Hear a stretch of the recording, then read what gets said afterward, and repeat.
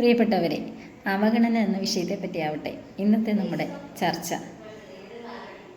അവഗണിക്കുന്ന ആൾ നിനക്ക് തരാത്ത വില നീ നിനക്ക് കൊടുത്തു തുടങ്ങുമ്പോൾ നീ ഫ്രീ ആയി തുടങ്ങും. അവഗണന എന്ന് പറയുന്നത് വളരെ വലിയൊരു വിഷയമായി നമ്മുടെ സമൂഹത്തെ ബാധിച്ചു തുടങ്ങിയിരിക്കുന്നു. പലർക്കും ജീവൻ തന്നെ നഷ്ടപ്പെട്ടത് നമുക്കറിയാവുന്ന കാര്യമാണ്.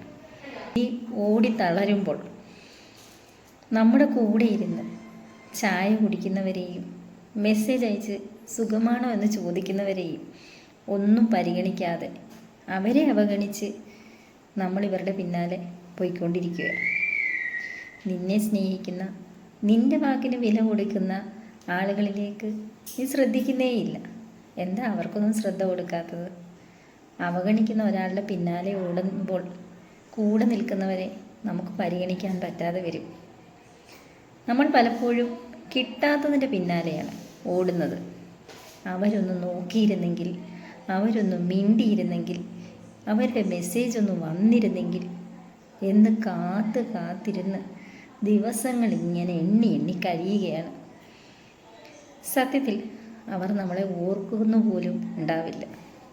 വെറുതെ നമ്മൾ നമ്മുടെ സമയം വേസ്റ്റാക്കി കളഞ്ഞുകൊണ്ടിരിക്കും. ഇതിലൊക്കെ ഉപരി വലിയൊരു അവഗണനയുണ്ട് കേട്ടോ. സ്വന്തമായിട്ട് സ്വയം അവഗണന. നിങ്ങളൊന്ന് ചിന്തിച്ച് നോക്കിയേ. സ്വന്തം ആരോഗ്യം, മനസ്സ്, നമ്മുടെയൊക്കെ ആവശ്യങ്ങൾ മാറ്റി വെച്ചിട്ട് എപ്പോഴും മറ്റുള്ളവർക്ക് വേണ്ടിയാണ് നമ്മൾ ജീവിക്കാൻ ശ്രമിക്കുന്നത്. അതുപോലെ സമൂഹത്തിൽ അവഗണനയുണ്ട്. ചില വിഭാഗങ്ങളെയൊക്കെ അവഗണിച്ചിട്ടുണ്ട് സമൂഹത്തിൽ. സത്യത്തിൽ തുടർച്ചയായ അവഗണന ഒരു തരം വൈകാരിക പീഡനം തന്നെയല്ലേ? താൻ വിലയില്ലാത്തവനാണ് എന്ന തോന്നൽ, ഏകാന്തത, വിഷാദം, ദേഷ്യം എന്നിവ ആളുകളിൽ സൃഷ്ടിക്കും.